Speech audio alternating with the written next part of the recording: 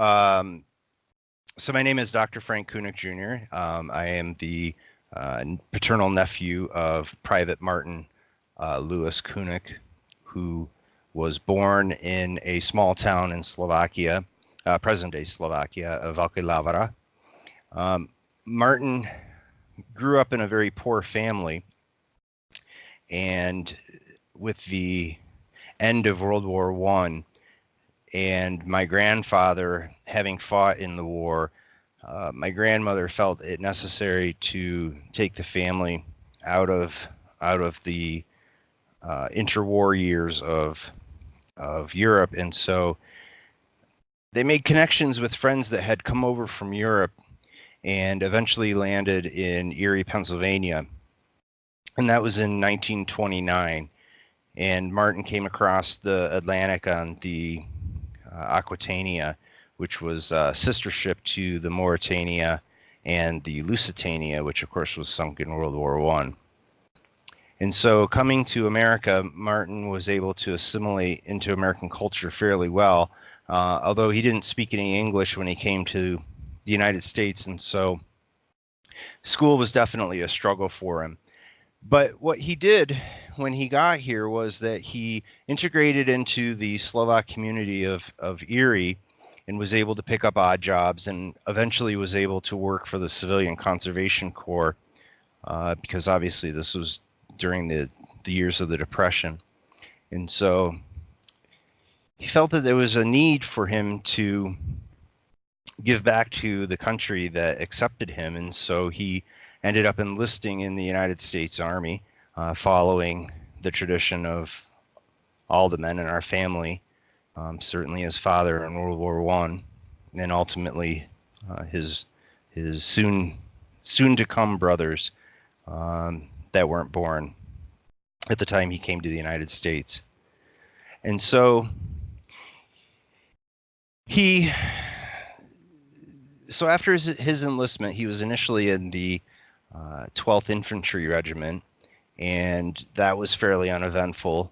At the time, circumstances in Europe were such that there was no United States involvement. However, it was pretty obvious that war eventually would come to the United States, and so he re-enlisted, and on his re-enlistment, he was reassigned to the 31st Infantry Regiment, and was ultimately stationed in the Philippines. And at that time, there wasn't too much going on in the Pacific. Of course, the war hadn't come to the United States yet in the Pacific theater, but the attack in Pearl Harbor on December 7th, 1941 obviously changed that. And just prior to that, Martin actually was scheduled to be discharged and was preparing to come home. In the letters that he had written to my grandmother, he had stated that he was looking forward to being home, back with her and back in the United States sometime in the middle of January. So of course, once Pearl Harbor was attacked, his discharge was canceled, and he ultimately ended up in the Bataan Peninsula on Luzon in the Philippines. And shortly thereafter, the Battle of Bataan took place, and he wasn't able to be relieved. And the men that were fought in that battle, of course, were all undersupplied and had no ammunition and little food, all holding off the invasion of the Philippines by the Japanese. But because of the spread of the war throughout the Pacific theater, all those men knew that there was not going to be any relief, there was not going to be any resupply, and they were not going to get out of there. And so he fought very bravely. He received 14 different citations and medals, including the Bronze Star and the Purple Heart. And the forces were ultimately ordered to surrender in April of 1942. And Martin was stationed on the Bataan Peninsula. The forces were essentially concentrated in two main areas in that area. There was a force that was on the Bataan Peninsula and a force that was on Corregidor Island. and Martin was on the Bataan Peninsula. And so the surrender of the forces came a little earlier. The forces on Corregidor Island were actually able to hold out a little bit longer until the middle to end of May. But ultimately, the forces were surrendered. The Japanese were completely unprepared for the numbers of American soldiers that ultimately were surrendered. And so the Japanese concentrated the soldiers in camps in the southern part of Bataan and organized them into groups and marched them north into the interior portion of the Philippines. And this became subsequently known as the Bataan Death March. And so ultimately, Martin survived the Bataan Death March and ended up in a transition camp called Camp O'Donnell. And at that point in time, the Japanese created prisoners of war camp. They actually took over the Cabanatuan camps, which were initially Filipino training facilities. And there were 3 subdivisions of the camp initially, with Camp 1 the largest. And Martin ultimately ended up in Camp 1. And the other 2 camps were in existence for a short period of time, and then they were all consolidated into Camp 1. The men that were initially in the camp were all the survivors of the Bataan Death March, and so they were particularly sick and malnourished. And of course, the Japanese didn't treat them with any degree of kindness, and their starvation and their malnutrition, their overall health was very poor. And finally, Martin succumbed to diphtheria on July 23rd, 1942, at approximately 3:30 in the afternoon. I'm going to stop you there. Sure. Going back with when you were talking about how your family immigrated to the United States and Martin Sure. had first joined. What was the regiment he first joined? He was initially in the 12th Infantry Regiment.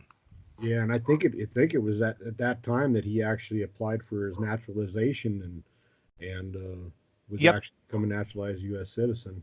That's right, and I don't have the date in front of me, but I know in one of the files that you sent me, you have the exact date of when he became naturalized.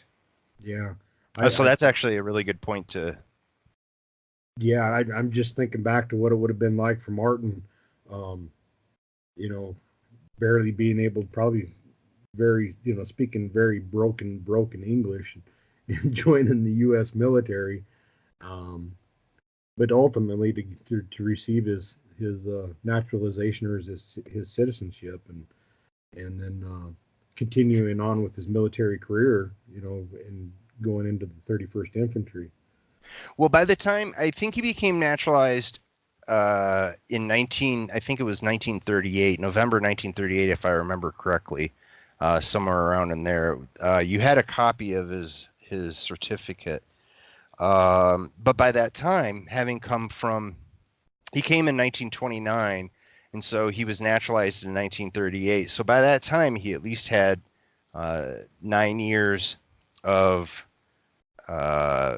9 years of practice to learn the English language. However, my father said that they didn't use English at home at all, and so you're right. He would have had unlikely would have spoken broken English.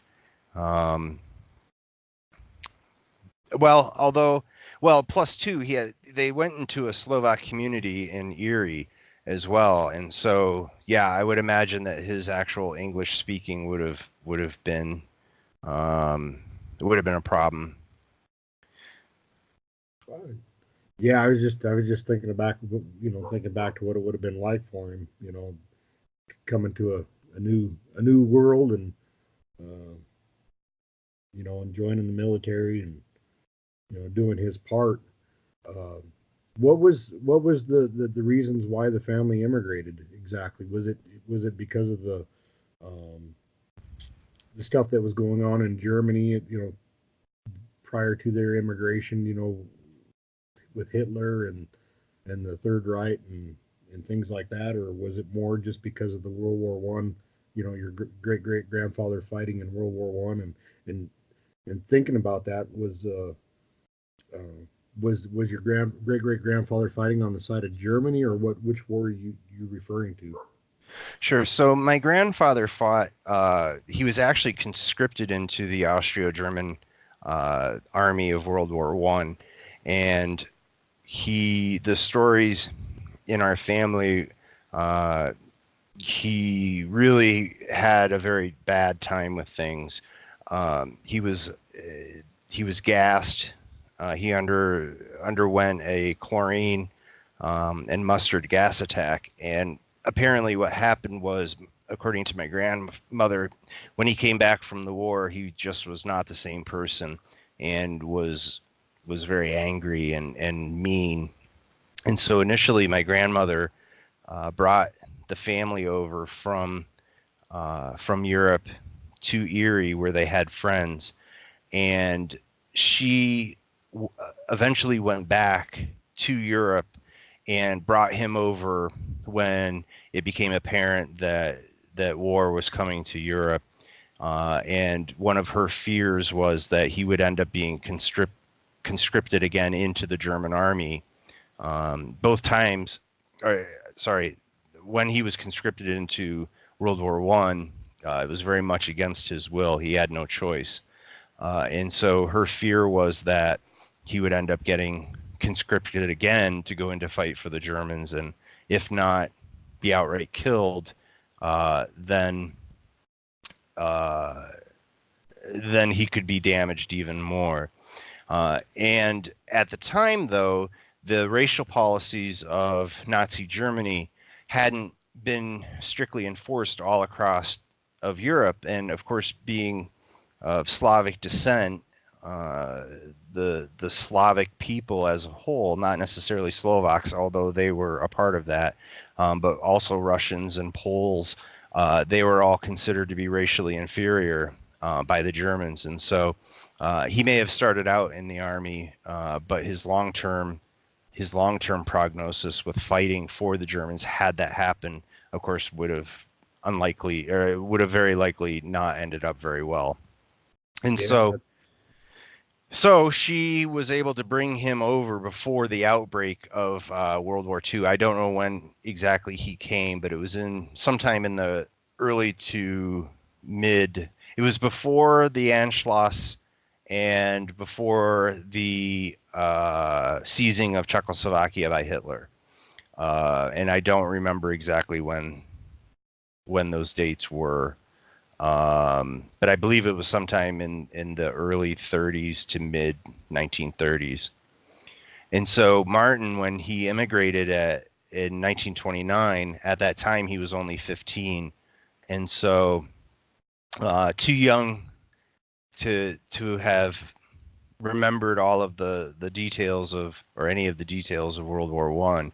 But certainly, had they stayed, he would have been old enough that he could have either been pressed into service in some capacity by someone, but again, um, with the racial policies of Nazi Germany, the family could have certainly endured some really horrible things, but thankfully none of that happened. exactly, exactly. But it's just having to run from something like that. That knowing what's going to come, and luckily they were able to escape that part of it. And it's interesting to talk to individuals from around that time frame, and the perception that Americans seem to have was that all of these things were happening. They were happening incrementally in Europe, but that they were each in of themselves a surprise and a shock. But you talk to the Europeans that lived through that time, and they all knew what was coming. Yeah, And if you look at the history of how Hitler went about these things. He didn't negotiate with Czechoslovakia. He negotiated with Britain. And at the Munich, I think it was the Munich, when the Munich Accords were signed, which I believe allocated Czechoslovakia to Nazi Germany's control, Czechoslovakians weren't even invited to discuss the matter. And so, if you hear the Europeans talk about this time and in history, they all knew what was coming, and they may not have known the degree of the horrors that would eventually be unleashed. But anyone outside of Germany who really paid attention to the political situation were well aware that Nazi Germany was really going to be a real significant problem for Europeans to come. Yeah, and when they when they immigrated here, you were saying they went to Pennsylvania because of the Slavic community that was there. What were these Slavic communities like? Well, personally, I don't know. That when my family came to the country, of course, they went through Ellis Island, and my grandmother took the family to Erie for two reasons. Uh, the primary reason was that friends of theirs from Europe, from that area where they came from in what's now Slovakia, they had friends there, they had contacts there, uh, and actually a very good family friend. My father in Slovak, uncle is Stric, and so this gentleman was a very close friend of the family, and my father grew up calling him Stric. And he was in Erie, and so there was a draw there because number one, there was a Slovak community where there were a high number of Slovak speakers, but also in addition to that, people that my grandmother knew and that the family knew, and so that transition was a little less harsh for them, Uh-huh. being able to be amongst people that spoke the common language that they spoke, and to help them with their transition into America. Um, we'll go ahead and move on here to you had talked about the Bataan Death March, and then of course the Battle of Bataan, where the Filipino and American forces held off the Japanese for it was about 3.5 4 months, and I couldn't imagine uh, going through what they went through, knowing that they had the assumption that help would be coming, through all. I don't know if you've looked into the like the War Plan Orange, three plans that they had back then about how they would fall back to Bataan if they were ever attacked, and how they could hold off for a few months until reinforcements arrived. And so that's what all these men assumed that help was going to be on the way, but they didn't really. I don't think they really realized how devastated the naval forces were, when they were attacked at Pearl Harbor. Um, but there was always rumors and things that America's Navy was on its way, and soon they'd be relieved, and of course that never happened, and I just can't imagine how devastated they felt, the day that General King actually surrendered their forces. I know many of them wanted to continue on fighting, and a lot of them, actually didn't um, surrender. They actually found their way or escaped and made their way over to Corregidor, and or others became guerrilla fighters. But um, That's right. And unfortunately, in addition to everything that you rightly summarize, one of the most unfortunate things is that the documentation from the people who actually were on the ground, unfortunately, a lot of that has been lost to history of what the soldiers were actually seeing and feeling. We know from studying the battle maps where they were and what forces were where and the general timeline. But as far as the actual detailed history, So many of them were lost, and with them lost their history. For us, the only glimpse that we have of Martin, other than the few letters in the family that have survived, and those letters came before he actually went to battle, Yeah. was A.B. Abraham's book. And to have his name mentioned the few times that are mentioned in there, even in just a few sentences, to be able to, for someone like me who obviously it was many decades after Martin died before I was born, sometimes you fall into the trap of forgetting that every single one of these names was a living, breathing, real person who had dreams and fears and hopes, who was scared, who suffered, who fought and fought for their lives, fought for their country, fought for their friends, and I think that that's one of the hardest things for us is all of that is lost to us. We don't know what he felt, but I agree. It's humbling to sit in my warm house surrounded by my family with all of the things that I enjoy, to try to think about what these men went through, sitting in the jungle alone, um, not knowing what's coming, fighting a vicious enemy. Um, it just it's and to be half starved with no medications and not be able to be treated with no word coming from the outside, and just the general idea of not knowing, and then to be surrendered, um, without any input in that. It must have been very disheartening. I agree. I can't imagine uh, what it must have been for any of these men to sit there and have to go through that. And obviously, most certainly, our own relative.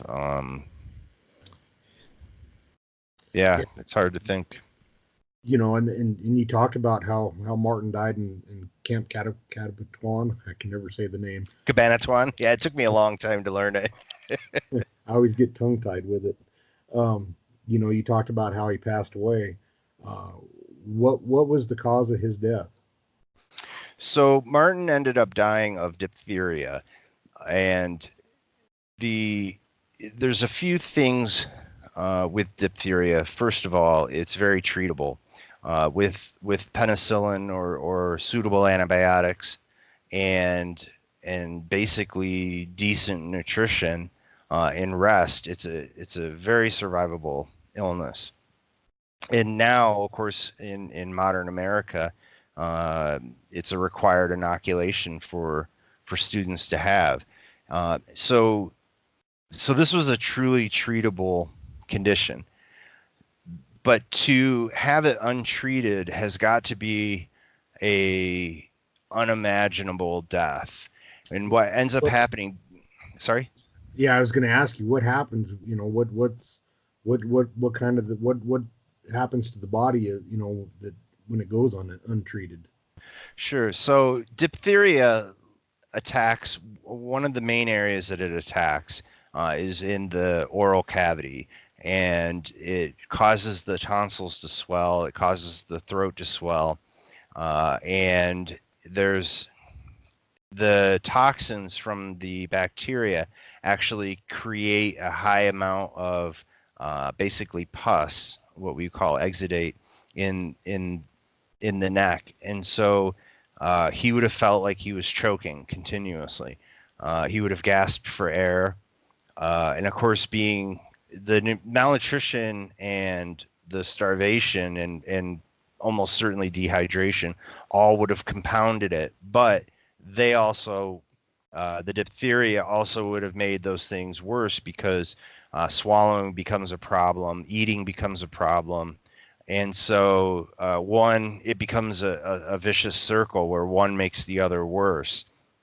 So without question, he died a very, very painful death. There's no doubt about that. And Yeah, and entirely preventable. And it sounds a lot worse than what the main cause of death going through those camps is actually malaria and dysentery. Right. And those are horrible in their own way. Yeah, But they're and so easily treatable with the right medication. exactly. And the biggest the worst thing about the diphtheria is, in addition to the high fevers and everything else, is just that feeling of choking and that feeling of gagging and not being able to catch your breath. And to put myself in those positions when I'm in a safe environment and I endure those things, the fear that induces, but to be in that circumstance and to have that go on 24 hours a day, 7 days a week. Camp records show that he entered the hospital around July 1st and died on July 23rd. So that means that he laid there and suffered like that for 3 weeks, or Yeah, nearly 3 weeks. he was probably suffering long before that too. And certainly, and that's coming on the heels of having survived the death march. Exactly, exactly. So you know, the day that he passed, there was two different scenarios that they had back then, just depending on the time, which month the person died. But at that time, there was a 24-hour burial window. What happened with Martin when he died? So when he died, the window that you're speaking about, the 24-hour burial window, was from noon to noon. And so camp records uh, state that he died at 3:30 in the afternoon. And so typically what would have happened is that the soldiers that died the day before were stored in a temporary morgue, and uh, they were placed into a temporary morgue. And the next day, the burial detail would have taken them and buried them in graves that were dug the previous day. And then for that day, that burial detail would dig the graves that would be used in the following 24-hour period. And as the camp went on, that 24-hour window from noon to noon changed. It went, I believe, to 7 to 7, and then ultimately midnight to midnight. But the process was still the same. But in Martin's case, dying so early in the camp's existence, the Japanese didn't allow for the graves to be marked, and so also it was disorganized in burial itself as well, and oftentimes multiple graves were in use at the same time. And so as the camp went on, this became much more organized, and the Japanese allowed actually for records and documentation of deaths and when they occurred, and also to have the camp cemetery organized. But in those first few months, essentially what was happening was that holes were dug into the ground, and the bodies were haphazardly thrown into them and then buried. And so the existing records for the first several months of the camp are not specifically detailed, and that creates a lot of confusion down the road. Now, there were some individuals in the camp who, as the camp went on and became more organized, different individuals took the task of the equivalent of graves registration.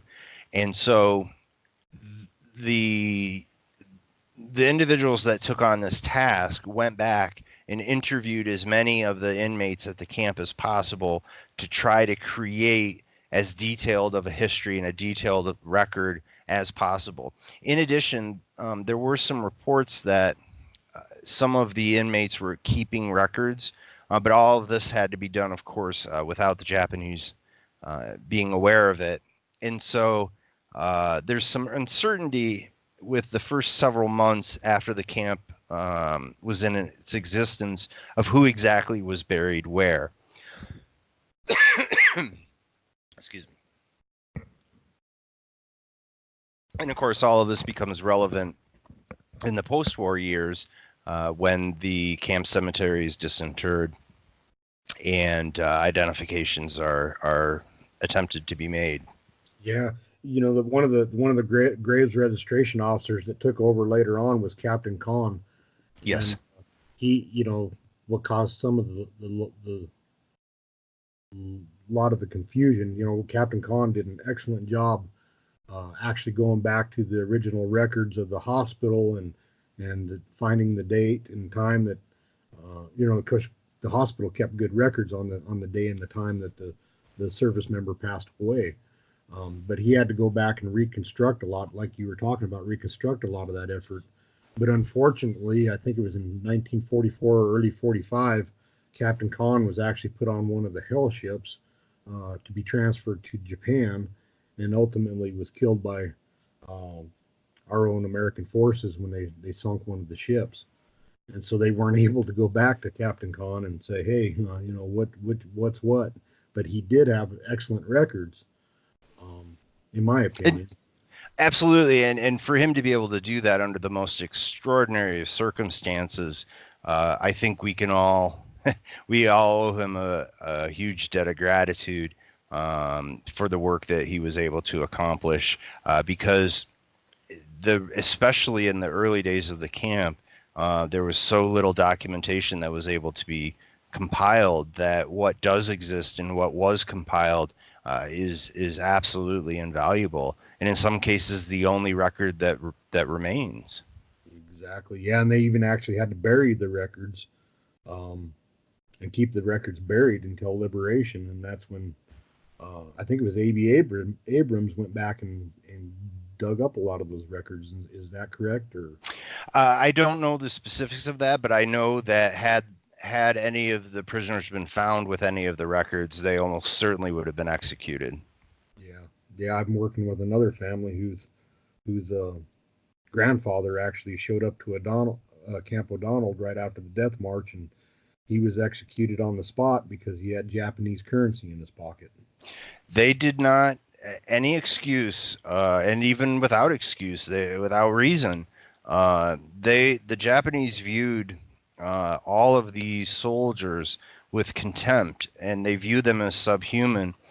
First, because they were the enemy, but secondly, because they were surrendered, and the individual soldiers' position or belief didn't matter. They were surrendered on behalf of the United States, and so they were unworthy of life. And uh, certainly, there are anecdotal reports of some of the Japanese guards taking pity on some of the soldiers.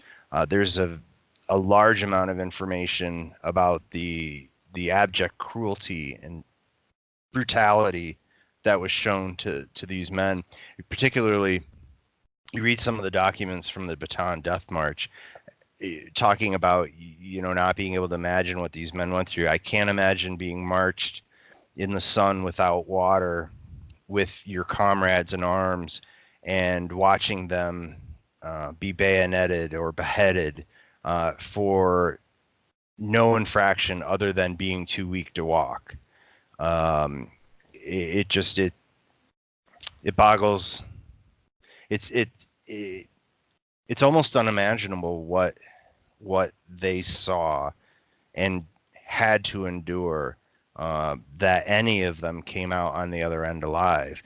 I there must be a point in time where the reality of what you're facing around you becomes such that a primal instinct kicks in, and it's simply about survival at that point. It's not about kindness, it's not about love, it's not about um, compassion. It's about pure survival. And a lot of the guys didn't survive. So, of course, General MacArthur ended up coming back and liberated the Philippines, and of course, a lot of this information had gotten out about the Bataan Death March and the extreme cruelty that our prisoners of war had to face, in these death camps is what I like to call them. Um, They were. They and were. yeah, and how the government actually covered it up for many years because, well, they covered it up during the war years, They didn't want the general public to get this information to get out, and actually, um, I guess, to keep it from hampering their spirits of sorts, I guess you would say. Um, but then they finally, a couple of these POWs that actually escaped a couple of the prison camps, and they made their way, I don't know, to some islands, and they ended up being liberated early on and sent back to the United States, but they were told to keep quiet about what they went through until I think it was 1943 or early 44 is when they were finally able to talk about it, and America heard about it. And I just can't imagine what these POW families, because by this time most families knew that their son had become a POW of the Japanese, but they didn't know their fate. Um, and then when General MacArthur finally come back and liberated the Philippines, um, they actually had the graves registration units go out and document these sites and start the disinterment process, um, and trying to identify these remains. Um, and I'm not sure. I think it was in '46. I think is when they actually started the disinterment process there at Camp Cabanatuan. And what do you know about the process that they went through on this disinterment? Sure. So I can talk a little bit about that, but just to go back to something you just said, it's an interesting thing. There are books dedicated to the World War II propaganda and how even uh, the military leaders, of course, knew what was happening, but how the government worked to manipulate the information that was getting out into the public sphere. And of course, this is all before the advent of instant news. Uh, these things couldn't exist in today's day and age, Yeah, where you have an automatic transfer of information, at the click of a button. they were getting it off of newsreels when they went to the movie theaters or through the radio. Exactly. My mom actually, before she passed away, would talk about when she went to the movies, seeing all the war reels and of course the posters and the newspapers. The censorship was so high in the newspapers to make sure that things were not done to undermine. Well, just look at the fact that there was, these gentlemen's agreements, if you will, between the media and the President Roosevelt, and with him being in a wheelchair, that Yeah. the media wouldn't want that to be published because it may be seen as a sign of weakness. And so it's just interesting, the propaganda that was in place by the government. And then the other thing you were talking about, the information that was actually coming out uh, at the end of the final chapter, if you will, in Cabanatuan's history, of course, is the famous raid that took place in January of 1945. But part of the reason why that raid even took place was because of word getting out from these other camps. Uh, for example, the Palawan massacre, where the Japanese drove all of the prisoners into air raid shelters and then doused them with gasoline and burnt them alive, and then of course shot and bayoneted anyone that tried to get out. And I don't recall the exact number of men that died in that, but it was certainly well over 100 of these horrible and horrific deaths. And so word began trickling out, getting back into the military leaders' uh, information, and because of these other atrocities that were taking place, the decision was ultimately made that military action to actually rescue the surviving POWs at the camp um, needed to take place, and that was the nidus of uh, the creation of the famous Cabanatuan raid. To get back to your question, uh, which was Yeah, how they were the disinterment the process. disinterment. So in the post-war years, Well, in the final years of the camp cemetery was in a very different state than it was initially, and particularly during the time when Martin had passed away. And so, in the post-war years, the government, excuse me,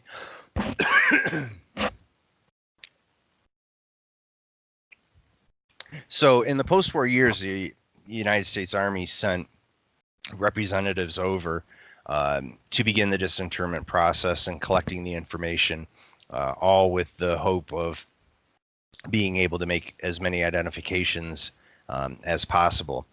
And so the disinterment process ultimately became a very complicated process, but initially the first identification took place at graveside. The soldiers who were buried, the identification was partly dependent upon the origin of the prisoners. The prisoners that came from the Bataan Peninsula were typically stripped of all of their possessions, including their identification. The prisoners that originated from Corregidor, after Corregidor finally fell, many of them were allowed to actually keep at least some of their personal effects and their identification. And so at the camp, when a prisoner would die, if they had identification, dog tags, or some other type of possession that could identify who they were, typically it was put into their mouths when they were buried.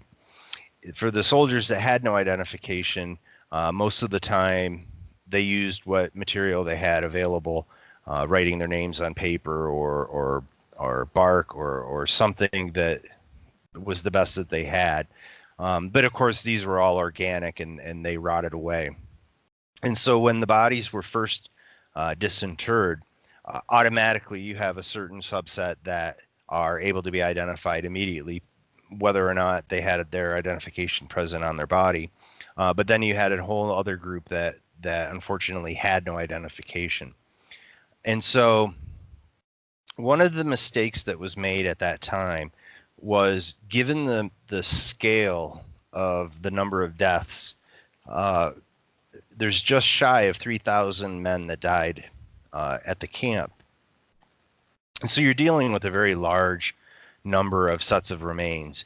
And unfortunately, one of the decisions that the Army made at that time was to recruit individuals who had funerary experience, but didn't necessarily have anthropologic or archaeology experience. And so as the remains were removed from the ground, the graves that were in use in the early part of the existence of the camp were essentially, they were thrown into the grave. And so the bodies were intertwined. Of course, the soil conditions being such that most of the organic material had already decomposed at that point. So it's really a recovery of bones. But the initial evaluation took place at graveside, and the individuals not being properly trained in the techniques, unfortunately, a lot of the bony remains got mixed up. And then complicating the matter was this complicated system of evaluation. And the remains were transferred to up to 3 different facilities, each time receiving a different number and being evaluated utilizing different individuals using different paperwork. And so at each of these locations, you have untrained individuals using paperwork that doesn't match any other facility, and you're evaluating remains that were already in bad condition when they came out of the ground and continued to get worse at each place that they were evaluated at. And sometimes already mixed up before they even got to them, the remains. Absolutely. And also too, the bones may have been damaged. A dropped skull is certainly going to create a lot of problems. And so the evaluations at each place, even though they may be looking at exactly the same sets of remains, having the paperwork be different and having different individuals that aren't properly trained in the technique with bones that are already not related into the individual, but rather associated with having been buried in the same common grave, it created a lot of problems. And so the process was that these best attempts were made, and what was not to be reassociated by their determination, the leftovers, if you will, were again categorized in an entirely different manner, and were completely disassociated with the bony remains. And so, unfortunately, that process, well, so then each set of remains was ultimately given a final disposition. Most of them were buried in the Manila American Cemetery. Um, the ones that were identified usually were returned to their families. Um, but most of the ones who weren't identified are buried in Manila American Cemetery under an unknown, a grave that is marked uh, an unknown is an individual. Now, the problem with that process is even though the sets of remains indicate that it's the remains of one individual, because of the way that the bones were disinterred and the evaluation process, unfortunately, most of the bones are mixed up with different individuals. And obviously, when you think about this, of the more than 1,000 that remain unidentified, having all of these bones mixed, as well as the remains that were returned to families. Families may have buried a relative that wasn't really the relative, or may have unintentionally have portions of other individuals, bones of other individuals that have been mixed in with their relatives, and so it's really created a lot of problems, and really has made the identification of the unknown individuals very problematic, which of course brings us to where we stand today. Yeah, and they did try to go back and look at some of that in the 1950s with the Cabanatuan project, but ultimately, it was determined that I think they contacted one of the officers that kind of took over the grave registrations after uh, Captain Khan had died, um, and he told them that they couldn't depend on even the ones that they thought they had identified correctly through identification, like their dog tags might have been buried with them, or shoved into their mouth when they were buried.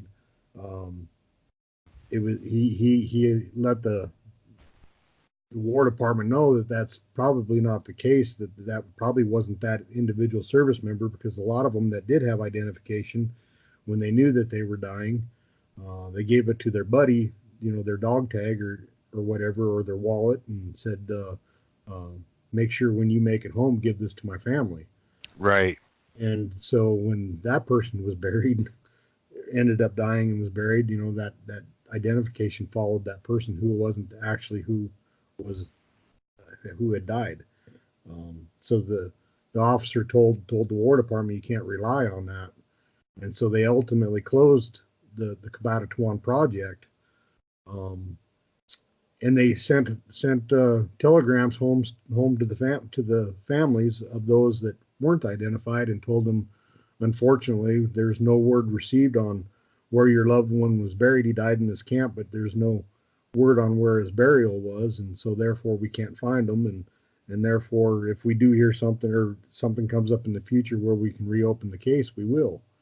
Um, but what the families really didn't know was that they actually knew where the POW was buried, and they had the process in place that actually followed a lot of the remains, like you were talking about, and that they were ultimately buried in an individual grave in the Manila American Cemetery as an unknown. But the family didn't know that. The family thought they were just lost to time out there in some camp cemetery that could never be found. Right. And actually, I can tell you that that's exactly the impression that we had from within our own family, and how we discovered everything. The telegram, my grandmother had received notification that Martin was missing, so she knew that he was missing, and likely had been taken prisoner of war. Um, The final notification I believe that she received was in the early parts of the 1950s. And of course, now we know, being able to look at all of the files, when the government realized through their research that they had basically botched this job of identification of these soldiers. As you say, they went back and initiated this project to try to straighten all of this out. And in reviewing the Cabanatuan project, it's actually very interesting that they based those decisions on who they believed was buried in each grave, or who was most likely associated with each grave, based on the documentation that they had from the inmates, or the records that ended up surviving. And so, exactly as you say, at the close of that project, recognizing that the tasks at hand of being able to provide definitive diagnoses at that time were very limited, because obviously this is all long before the advent of DNA technology and being able to utilize DNA for both reassociation and ultimate identification. And so my grandmother finally received notification that his remains were unrecoverable, and that, as you said, if more information became available, they would reopen the cases, but that was basically case closed. And that's what our family had believed for the longest time. And it wasn't until my father started digging in, he actually went to Punchbowl Crater in Hawaii in the 1980s, and suddenly became aware that there was a memorial on which Martin's name was inscribed in the Philippines. And he wrote to the government, and at that time, the government didn't give him hardly any information at all.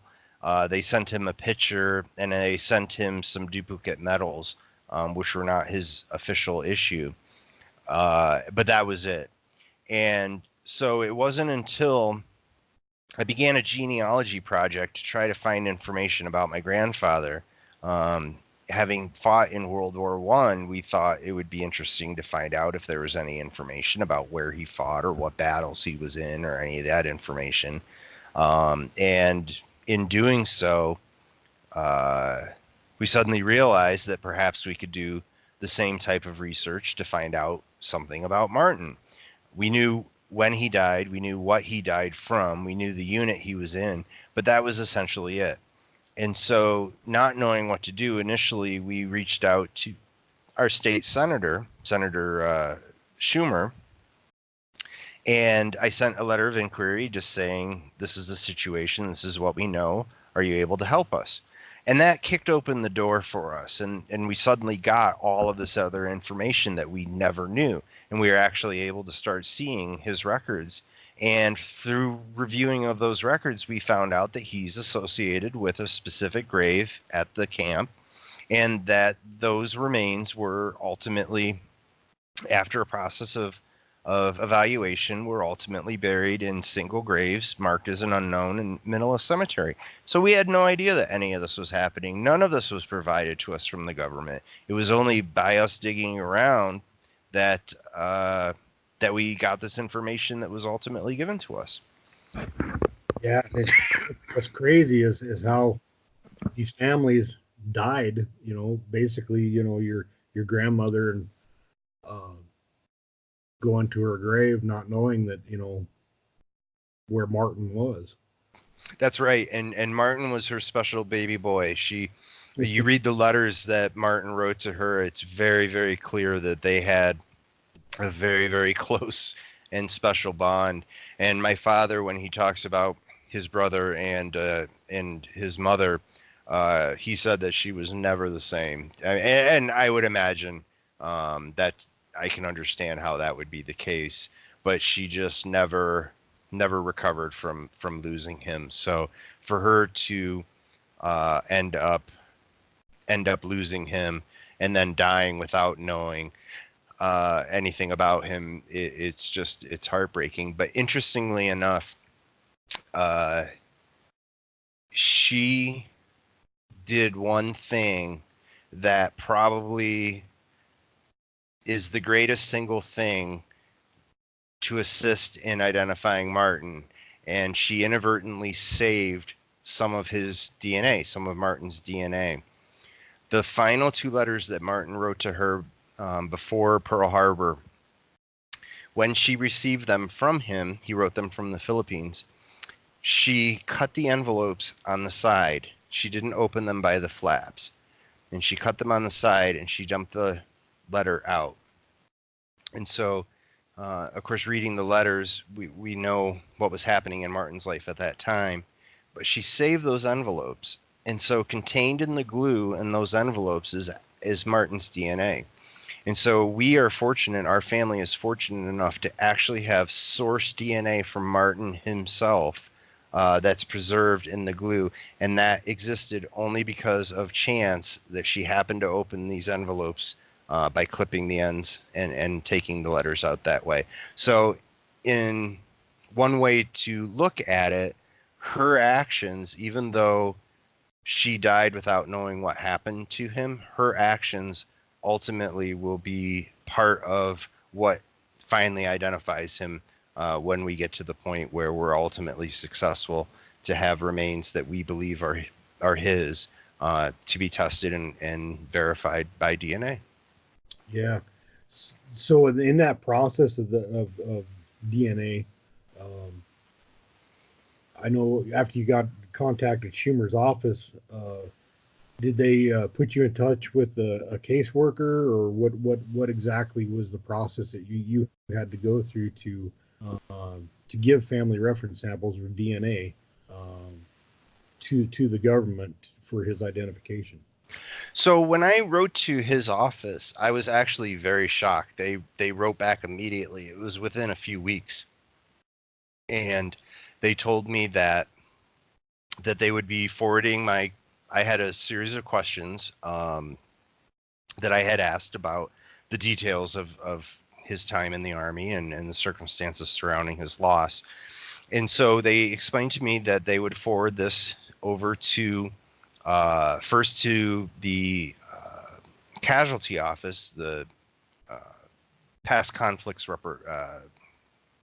what is it? Past conflicts. Yeah, the branch of the army that actually deals with casualties.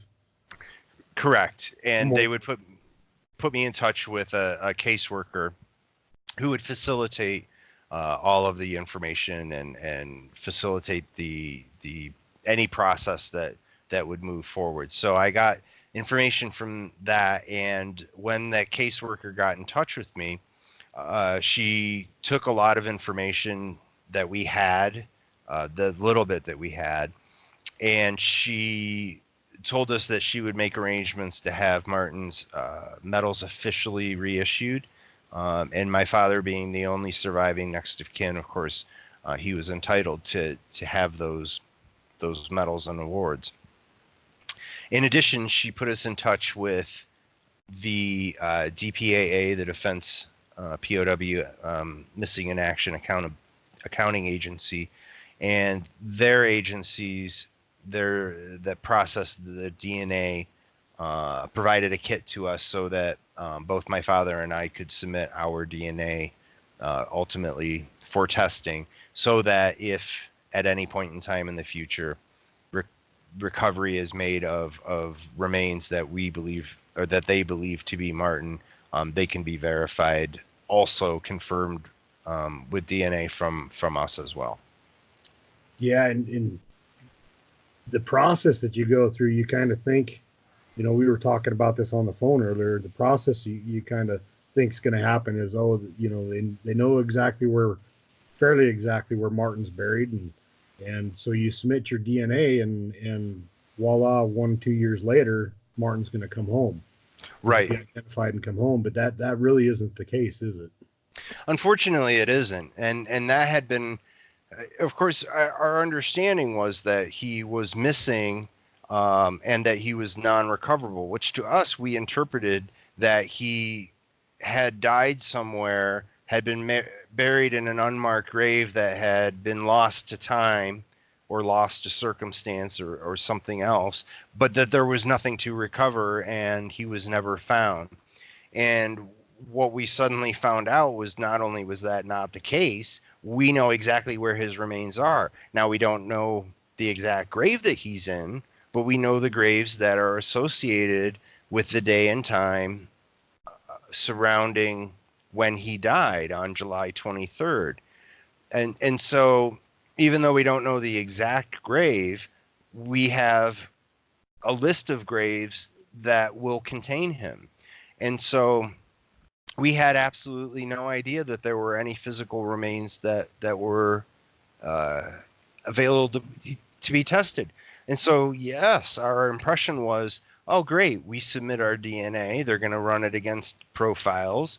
They'll be able to disinter or exhume what remains they have on file, and we have him returned. Once we found out that not only were there physical remains, but that we know where those physical remains actually actually reside at this moment, we thought it would be just a simple matter of formality of doing the DNA analysis and some paperwork, and and lo and behold, here we get to bury my father's older brother. There could have been nothing further from the truth. How did your father feel about, when he learned that Martin was within reach, so to speak? Well, initially he was really very excited because, again, he saw the effects of losing Martin, what that did to his mother. Of course, as well to him. I mean, he lost his older brother. He was 8 the last time that he saw him, and he'll be 89 this year. And so it really brought up a lot of old feelings from his childhood, thinking about his older brother that he had lost, that he had assumed and accepted a long time ago uh, was missing and would never be found. And suddenly, when this glimmer of light shone on the situation, where it appeared not only would it be possible, but that we thought it would be likely that we could have him identified and brought home, he was overjoyed. And then, unfortunately, when the realities of the situation came into focus, that in fact, this is not going to be an easy process. And then to find out not only is it not going to be easy, there's presently almost nothing being done to identify any of these men. It was very heartbreaking for him. It was in some ways almost having to relive losing Martin again. And I feel bad for him for that. So you guys received of course, a case record from the Army Casualty Office that basically said what, that this is the grave that Martin was in, and how many are associated with that grave. But they also threw another one on top of you. They decided to add 3 more graves to that, bringing the total to, I think, a total, including Martin, 101 POWs associated. Correct.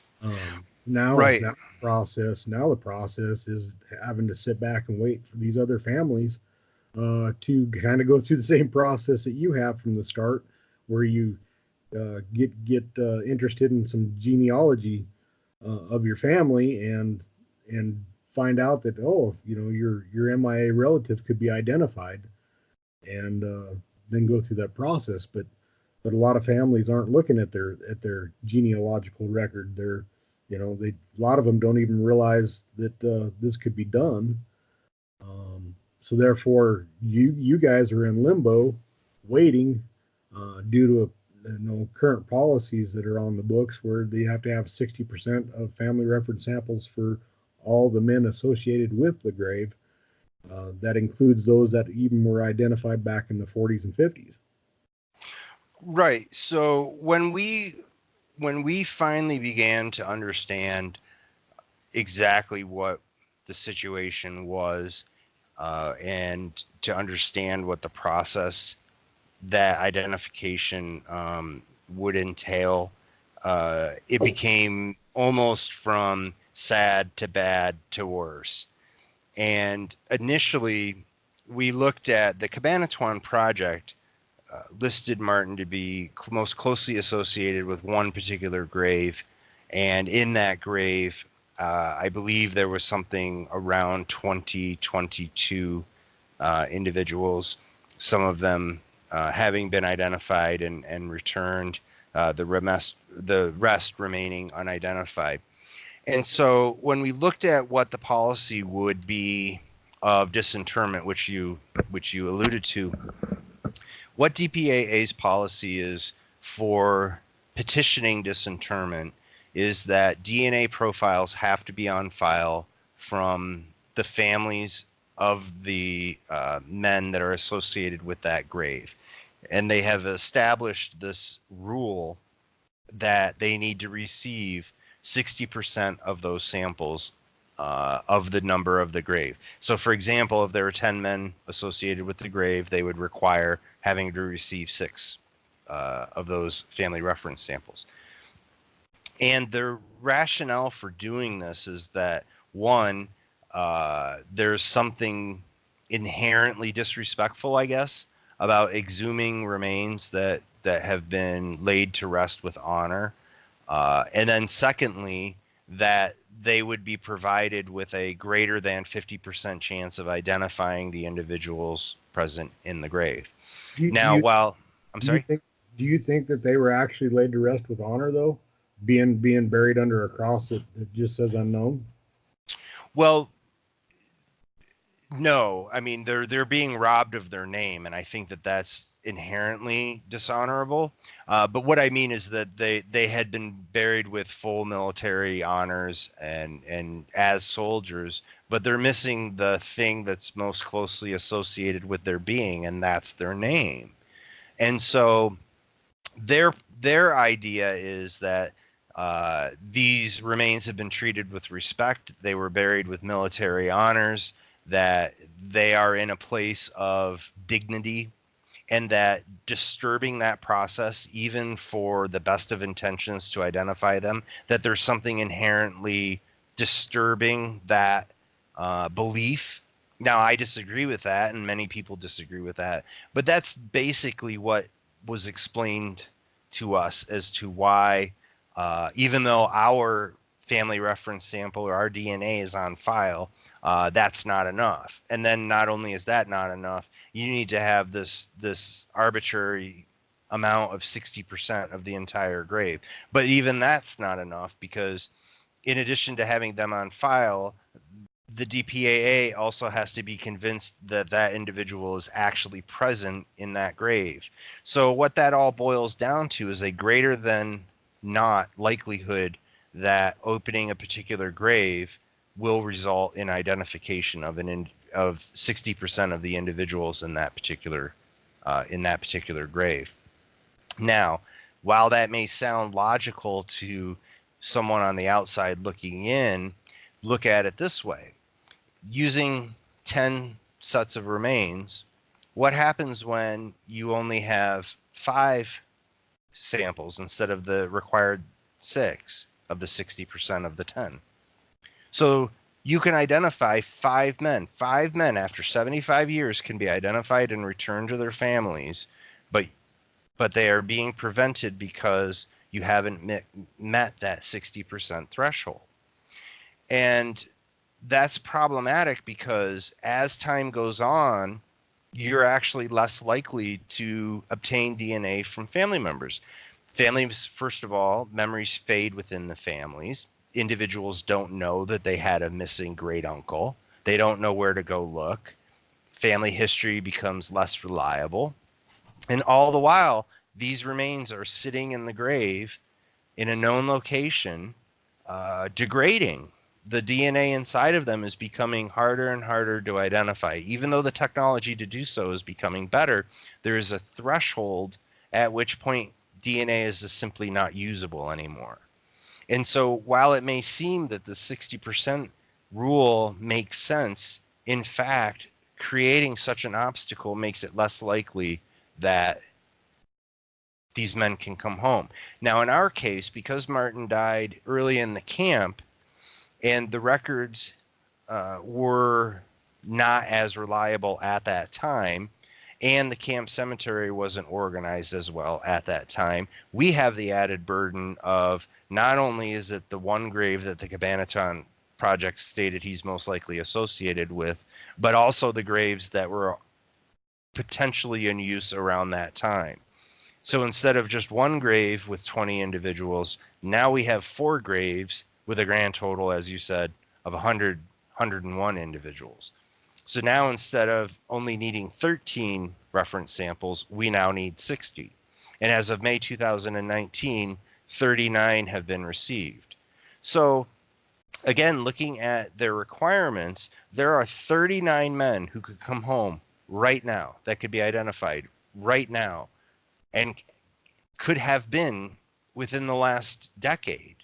But we're being prevented from moving forward because of this 60% rule.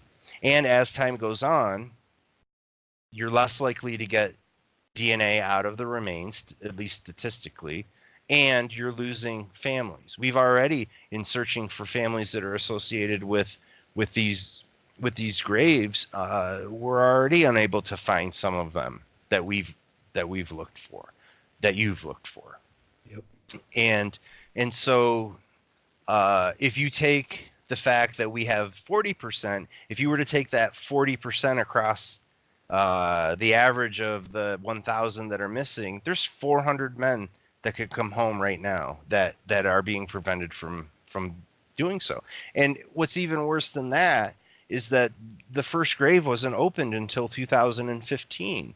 Even though DNA technology has been around since the 1980s, these problems have been known. The Cabanatuan project was concluded in 1950. It was no secret that these bones and these remains were mixed, and the only thing that can solve the problem is going in and performing DNA testing on all of the remains.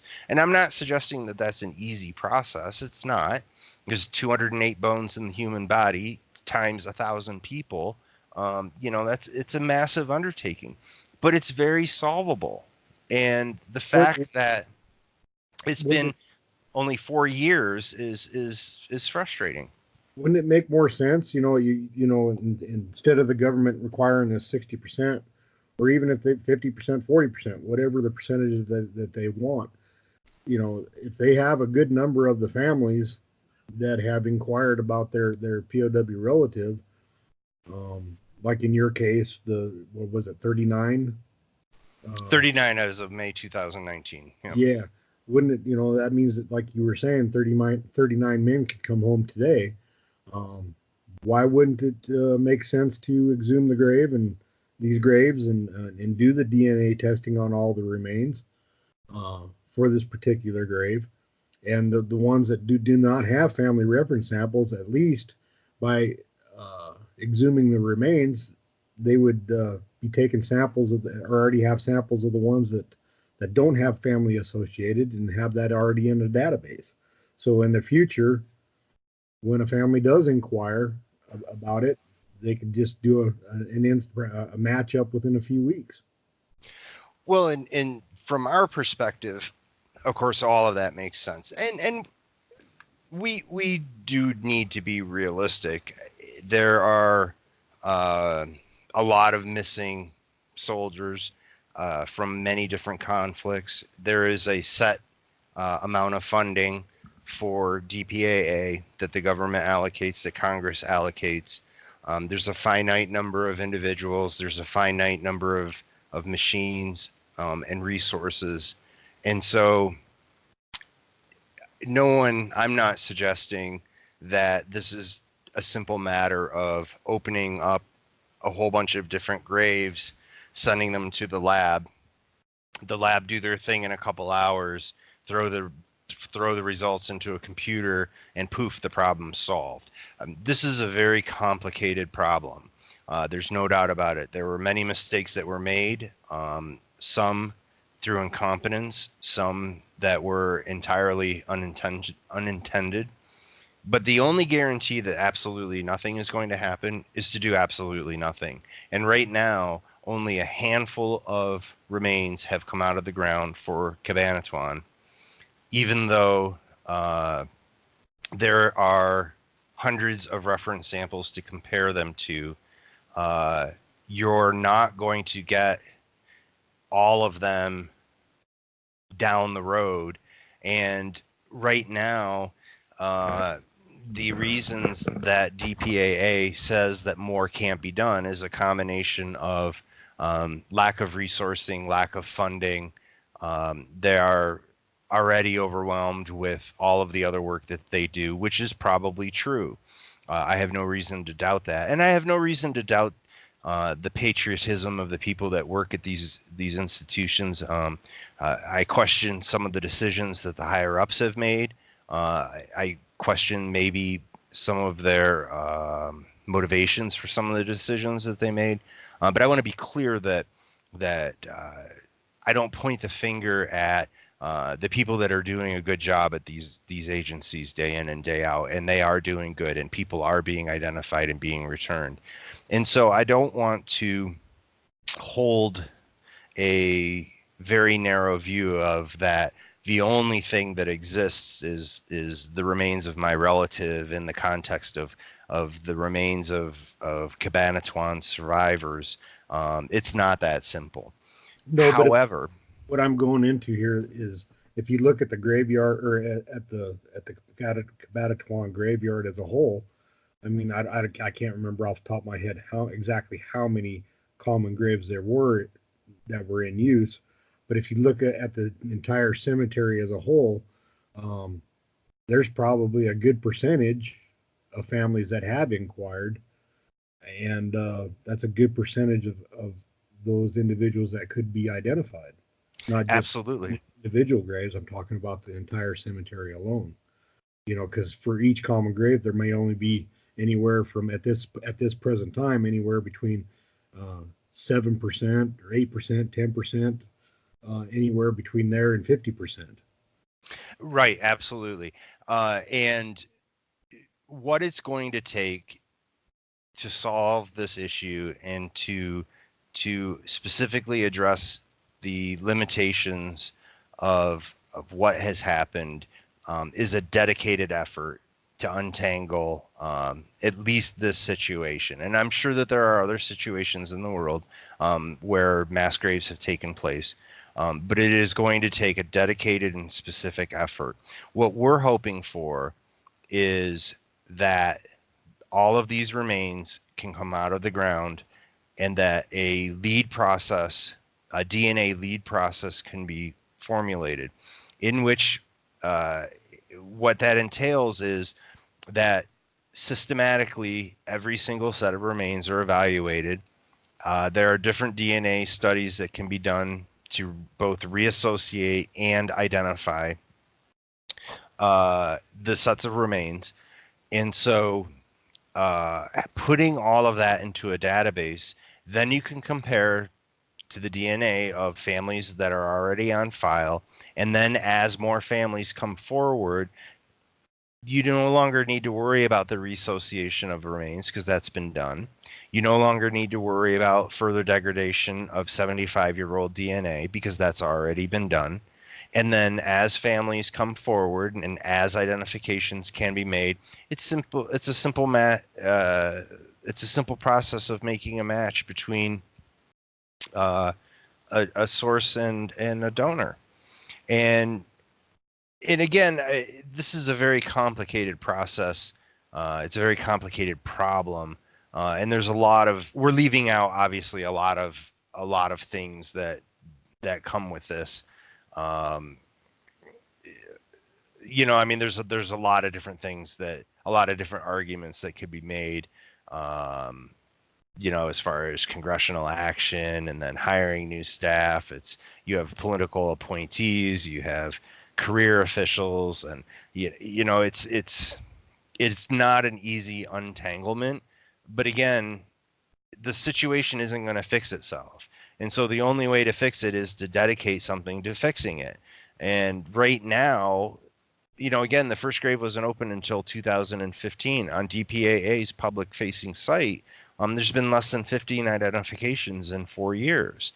And so you're talking about 1,000 men who remain missing. We have no idea how many family reference samples or DNA profiles they have on file.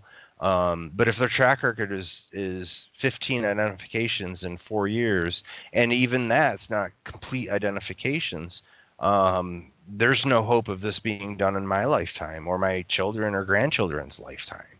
And again, as time goes on, as distance increases, with source DNA from the remains and with family members, it's becoming less and less likely that any identification is going to be made. So time for action is now. And I'm not suggesting that's easy, but as time goes on, it's not going to get easier and it's not going to fix itself. And people like my father, who again will be 89 this year, who lost his brother at age 8, who's been waiting all of this time, it's just I it leaves me speechless for words. I don't understand how my father, as a veteran, as a family member, uh, who lost someone who gave their life for their country, has to lay in the ground, granted buried with honors and military honors and all of that, but who's being robbed of their names.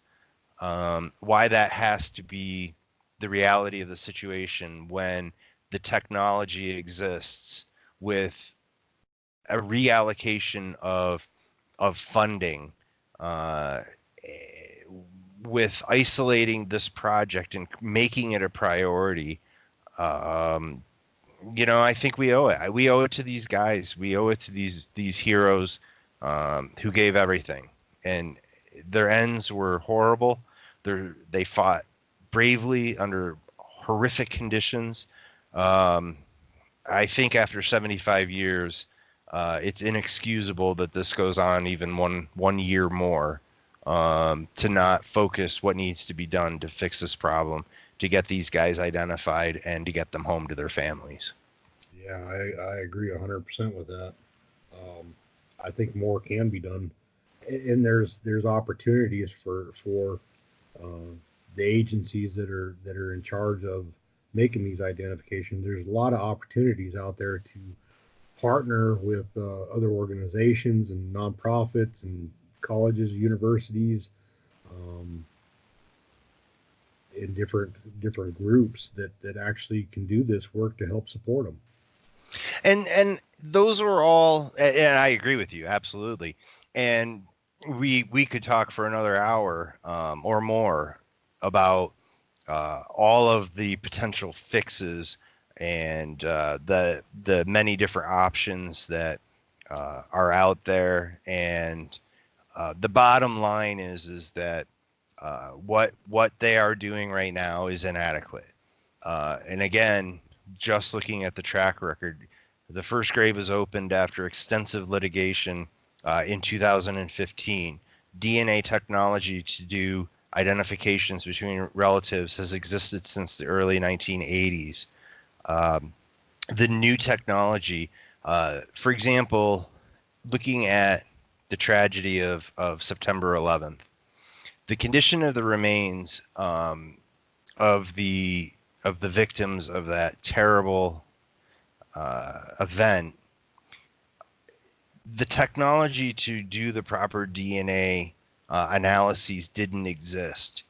And so companies and the government came together and they actually created the technology. They created the algorithms and the testing protocols, to identify as many remains as possible. And a lot of them weren't identified. But they were all able to do that in about the course of a decade. Um, they've had 75 years to fix this. And um, the fact that they haven't, the fact that this has been allowed to continue, the fact that so few, we didn't talk about, for World War II, only 6% of family reference samples are even on file. Why? Because there was no dedicated project to go out and get them. Compare that to the Korean and Vietnam conflicts, 92% of the DNA profiles are on file. for identification. That is a fixable problem. Again, why hasn't that been done? There are definitive steps that can and could have been taken, and none of them are happening. And so when you look at that from the bigger picture overall, it's hard to reach the conclusion to accept what DPAA's responses to this, that they're doing everything they can, that everything is being done that can be done. Again, I don't question their sincerity. I don't question their motives. That's irrelevant. Um, but when you start looking at the facts of the matter, and the fact that fewer than 15 have been identified in 15 years after 75 years, no, I don't agree that everything is being done. No, Um, it's not. And the Defense POW-MIA accounting agency has the right algorithms, the right process in place in their own internal lab. I mean, it's basically, I think last I heard from the Armed Forces DNA identification laboratory is that they have I think in a lot of these cases, it's like a 80-90% success rate in making the DNA identifications on the well, and on the mitochondrial side. And right, if they could just take that same technology or the same processes, the same algorithms that they're using, and partner with other organizations or other certified laboratories that can help handle a larger, um, a larger numbers of MIAs. In other words, that not to just do all this in house in their own little kingdom, but to actually partner with other groups or agencies that could help get this done. sure. And in an ideal world, every DNA capable laboratory in the United States would be devoted to this task. And I understand that there's a lot of politics that go with that.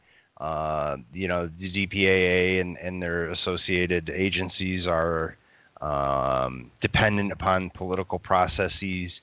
But I think, and again, we could go through all of uh, the different scenarios and the different things that we believe should happen or could happen.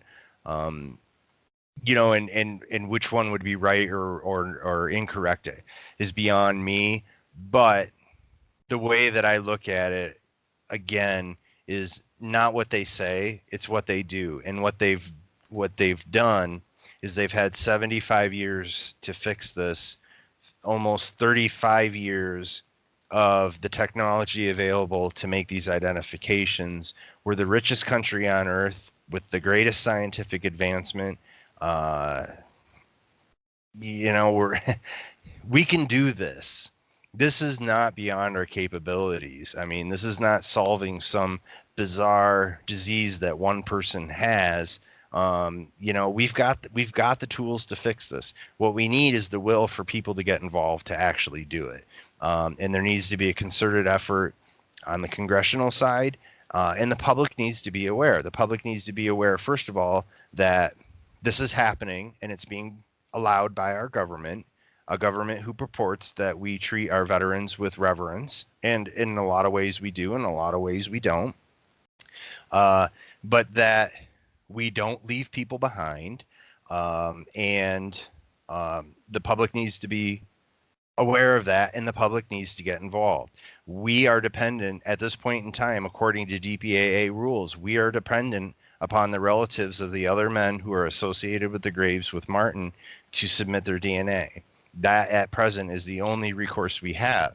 Um, so why are they not soliciting this? Why are they not going out to find these families? They did it for the Korean and Vietnam conflicts. It can be done for World War II conflict, for the World War II conflict, and particularly in World War II, you have 80,000 soldiers that are missing.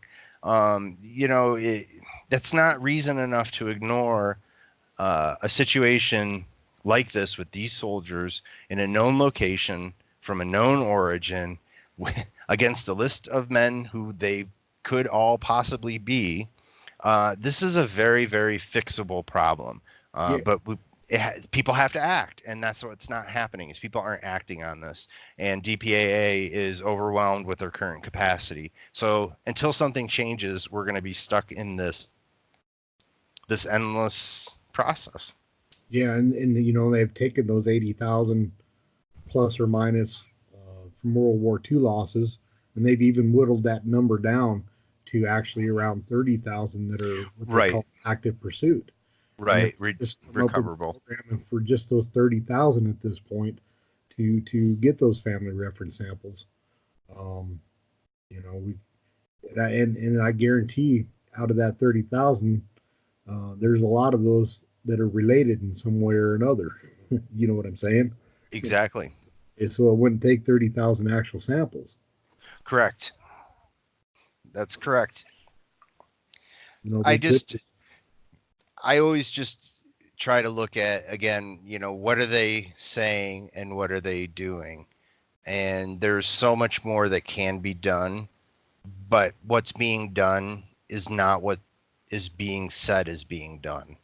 And people need to be held accountable to that. The government needs to be held accountable for the fact that they are not putting all of the resources that are necessary to bring all of our missing soldiers home. Right, and the public needs to play their part too, and helping to hold them accountable. But also on the other hand, with kind of what the work what I do, a lot of these families when you contact them and say, hey, you have an MIA relative. I'm working with another family, or it could be the family calling another family and saying, hey, would you mind providing your a DNA reference sample so that we can get our relative identified and yours. A lot of these, there's quite a few families that um, they don't take it seriously. You know, they give it some thought, but they never follow through to actually provide a sample. Um, and that's really disheartening to the families that are really trying to get their loved one identified because of this policy. Yeah, and that is definitely frustrating because we are directly dependent upon their action. And if they, for whatever the reasons may be, if they choose not to be a participant, then that makes all of our jobs a lot harder. However, uh, if we use a DNA lead process, we eliminate the need for that. Then it's only dependent upon a missing individual's family donating their DNA, and it's not dependent upon anyone else anymore. Once that database is determined and the remains are reassociated, then all one would need to do is submit their DNA, have that processed against the database of the remains, and all of those problems go away. That's correct, it is a huge undertaking, but yet in the same sense, it's not when you compare it to the other options. Um, you know that again, I'll go back to say, you know, there's other um, agencies and different things that can help support it if the DPA will just reach out to them to do it. They Right. process these remains in a timely manner using multiple resources. Well, and there's a lot of documentation in the scientific literature dealing with other events that have happened across the world, other genocides and mass killings and identification of individuals in mass graves, and uh, most of those have been undertaken by private organizations, and they were all very largely successful in one way or another. You're always going to have there will be a boundary of what can't be done, and that's a reality of anything that takes place. Uh, but we can't let that be any determination on what we have to do the most we can, the best we can, utilizing the technologies that are present and the resources that are available. Exactly. Well, Martin, or Frank, I Yeah. hope I got Martin on my mind. He's on my mind quite a bit. Um, Mine too.